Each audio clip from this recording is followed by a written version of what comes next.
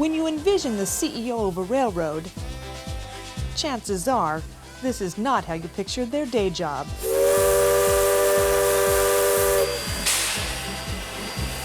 Most don't cut deals with grease on their gloves. Melani Clark runs Roaring Camp Railroads, and as you may have guessed, every so often, she still works on the steam engine's crew.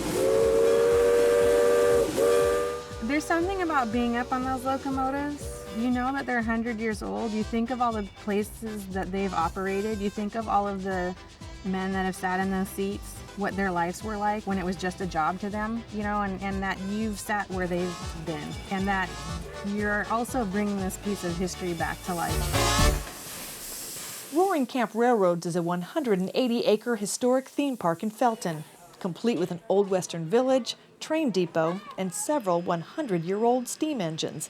Besides the locomotives, the big draw here, the 600 to 800-year-old old-growth redwood trees, some towering up to 250 feet above the rail lines. May I have your attention, please? In just a few moments, engine number 1 will be pulling into the station. In railroad circles, there are very few females in charge. In order to find the gold, you guys, you're going to have to get the dirt out of the way. Even fewer who know how to pan for gold. See how the sand is starting to roll off like that? Because here at Roaring Camp, even the CEO helps with a visiting school group. You cannot specialize at Roaring Camp. There's no such thing, and if you come on board and you tell me you specialize, you're not going to be here very long. In operation nearly 50 years, the park was a vision of Melani's father, Norman Clark. He and Melani's mother, Georgie, founded the property in 1958, and it was Norman who spent 5 years cutting lines, laying track, building a rail line from scratch. For the avid history buff who loved the American experience, a dream come true. He was somebody who didn't take no for an answer, and I think what I picked up from him is don't always listen to the naysayers. If you want it badly enough, if you talk to the right people, it'll happen. And I think he proved that. And at a young age, she proved something to her dad. Told as a teen to stay off the locomotives, behind his back, she learned how to be a fireman. A story she wrote and illustrated in a children's book. When a crew member called in sick, Melani jumped in the cab, her father rode along, and after a flawless run, to her surprise, he climbed down off the engine and walked away.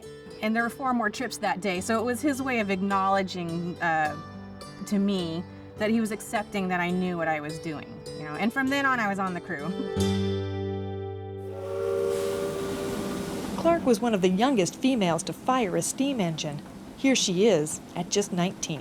I love firing. I love being around the steam engines. It's just families, down to the family. Our family's been on railroads, and I've just stayed with it. Just as Roaring Camp started to become very popular, a tragedy hit the Clark family. Norman Clark, Melani's father, died very suddenly at the age of 50, and Melani says she was never the same again. Being a teenager is over. You immediately fall into what do you do to survive? How do you keep the business going? Because he really was the whole force behind Roaring Camp. I think a lot of people felt that without Norman, Roaring Camp wouldn't go on. So 1 child and 4 adults? To help her mother run the business, Clark dropped out of college. She finally re-enrolled in her 30s, taking 1 class at a time. It took her 8 years, but she earned a degree with honors. I felt as though I knew Roaring Camp operations, you know, I had it down pat. I could do trains, but I felt to be more well-rounded, that it was important to go back. For Clark, her education started earlier than college. She and her 2 sisters grew up in this park. The rail lines, the steam trains, and the majestic redwood groves, their backyard. This mountain I know like the back of my hand. You know, all of the trails on it, all of the back ways to get up and down it, deer paths, you name it. Now retired and still raking leaves, it was Melani's mother, Georgie, who ran the place until she could pass the torch to her daughter.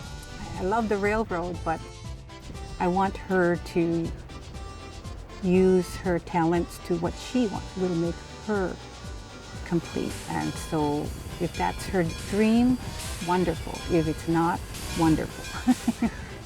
And as she takes her turn in the cab, Melani is keeping her family's dreams alive for her dad, for herself, and for the engines she's learned to love.